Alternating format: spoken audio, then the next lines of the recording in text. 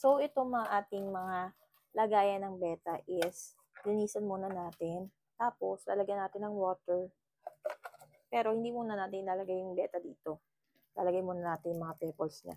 So, ang gagamitin natin dito is mineral. Buti na lang talaga may mineral kami dito sa bahay. So, pinagtatakan ko, bakit nga ba gumamit ako ng water? Kala ko kasi pwede na yun after nung mineral pala all the way. Kakalungkot. So, habang nilinisan ko, nakita ko, etong isang lagayan is meron siyang crack. So, nilagyan ko siya ng water. Wala namang lumalabas. Pero, para nang sure, is paglalagyan ko lang siya ng mga stocks. Like, this one. Or kaya mga food. So, hindi ko na siya gagamitin pang isda. Or kaya naman, kung gagamitin ko, lalagyan ko siya ng pandikit. Alam mo yun. So, itong mga pebbles na to is 2 each. Pero kapag bumili kayo guys, isa lang ang pwede nyo ilagay ha, sa isang lagayan. Isang pebbles lang. So, bumili na ako ng extra para mas colorful. Ayan. So, ganyan siya pag dalawa. Di ba? Mas maganda. So, check nyo kapag isa lang. Ayan.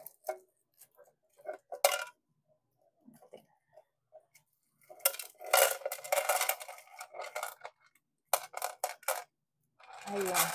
So, di ba, ang onti niya. Pero okay naman siya, colorful. So, mas panalo lang talaga pag mas marami.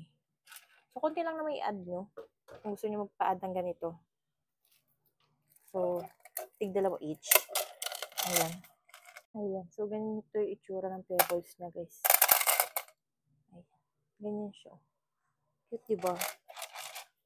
So, lalagyan ko muna yung mga lagayan niya. So, 5 na ganito ang lalagyan natin. Dahil 5 pieces ang ating beta. Longga. So, tapos na nating lagyan lahat ng mga ganito. So, gagawin naman natin is itong mga ilaw. So, bubuksan natin yan. Ayan. Tapos, tatanggalin natin to. Para nang sa ganun, magamit natin siya. Mapailaw natin. So, ayan siya.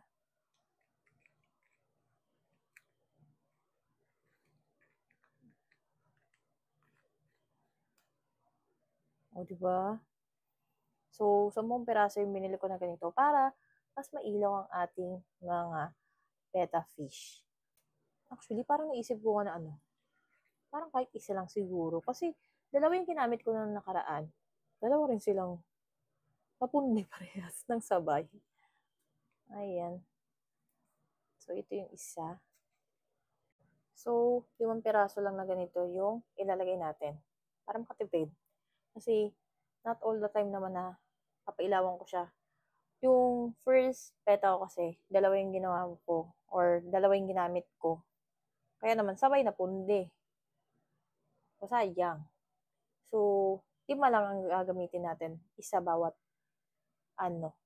lagayan. Tapos, sabi nila, is lagyan daw ng konting asin. So, yun ang paglalagyan. Asin konting-konti lang. Ayan. Konting-konti lang. Ayan. Then, ipapatong natin dito yung ating fish for 1 hour. So, ganun yung ginawa ko kasi nung unang beta ko. And, hindi ko lang siya nalagyan ng asin. Tapos, may nag-recommend sa akin na lagyan ko ng talisay extract. So, nilagyan ko siya ng Yun nga lang, baka talaga doon sa top water, like that. And then, baka overfeed ko. So, yun. So, pakatandaan ko na lang talaga yung sa water and yung sa pagpapakain. Dapat morning and evening lang. Kasi may merienda pa sa akin. Kasali ako sa mga dogs ko. Ganun. So, pasensya na. So, ayan. Ang ating water. So, ayan yung ating mga beta. Diba? Hongga.